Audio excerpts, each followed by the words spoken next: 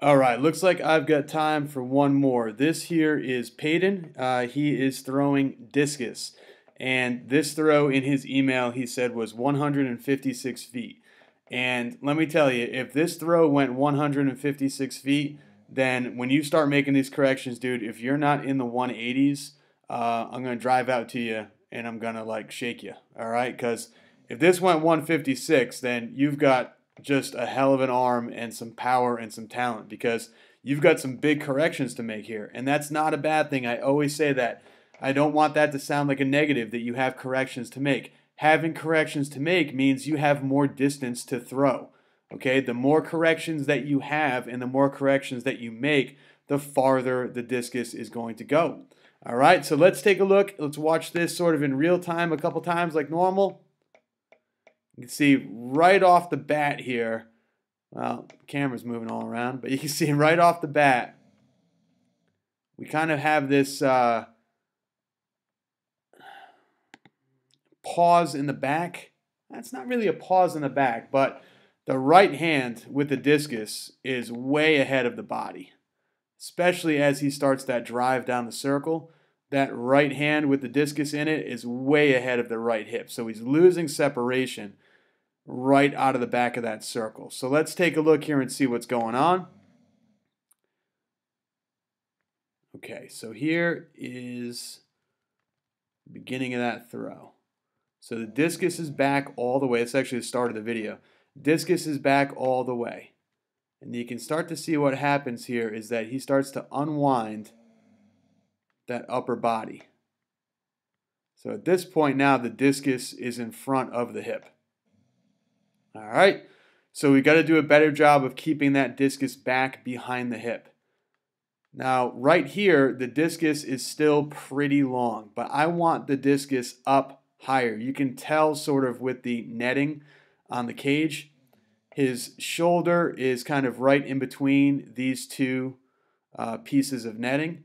So I want the discus up there as well. Keep that discus as far away from your body as possible. If it starts to drop down, towards the body, it's going to come in close to your butt. And then you're only going to be maybe like 8 inches away from your body. If you're over 6 feet tall, your arms are probably pretty long. So keep that 2.5 foot radius, 3 foot radius, however, you look humongous, dude.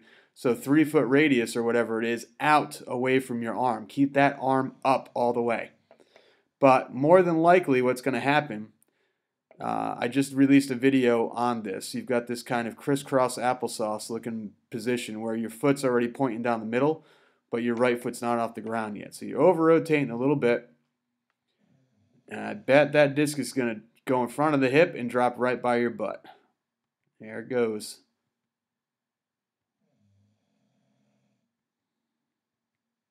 Yep. Right near your butt. Look how low that discus is. If that discus was up, it would be way up here, and it would be back behind the hip. So you would actually be kind of looking at your knuckles, would be pointing at the camera. Instead, your knuckles are pointing down in the corner of the circle here. It's really jumpy to the middle, and then that foot stops. You block yourself off. You got to jump and throw. And you can see it just is not a powerful finish. If it's going 156, like I said, this is going 156, then when we make these corrections, you should be throwing about 180, dude. So first things first, I want you starting lower in the back. Look how tall your foot is here. So look how tall everything is. Your head's up in the air. You've got barely got a bend in that leg. And then you have to rebend the knee and drive.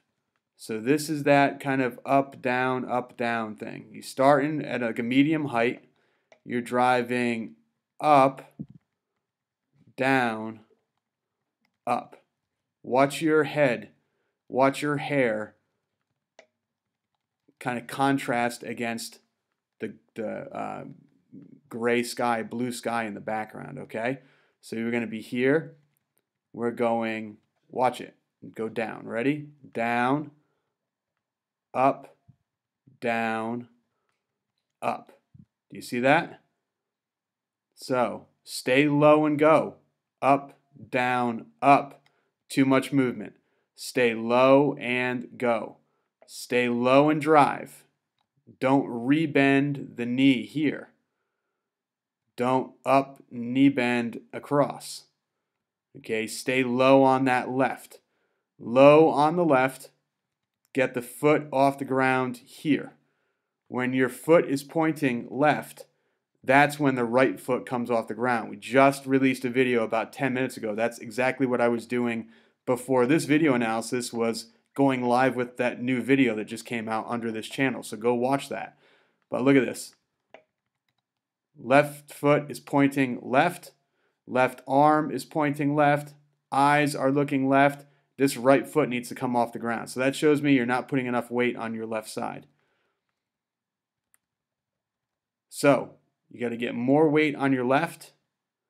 You've got to stay low and go. And you've got to keep the discus back behind your hip. Okay, 3 big things in the back of the circle. More weight on the left. Stay low and go. Pick the right foot off the ground earlier. Keep the discus back behind the hip. 4 things. When you get to the middle, keep the right foot rotating. The right foot lands and stops. See how your weight is shifting onto your left? Keep the right foot rotating in the middle. That's going to help this left foot get in a better position so you're not blocking yourself off.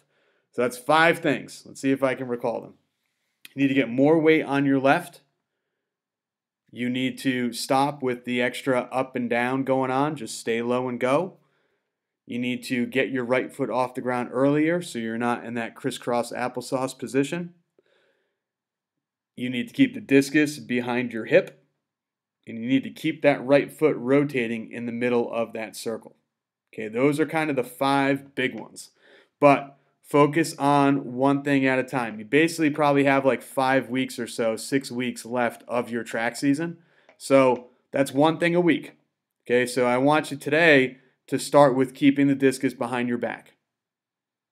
Keep the discus behind your back and get used to that for a week. Next week, discus behind the back is a good habit. Keep the discus behind your back and shift more weight onto your left. Do that for a week. Now, keep the discus behind your back, shift more weight onto your left, stay low and go. Do that for a week. 3 big corrections. Now all are good habits. Okay, what do you think is next? Get the right foot off the ground earlier. Okay, that's probably already happening at this point, but focus on it for a week.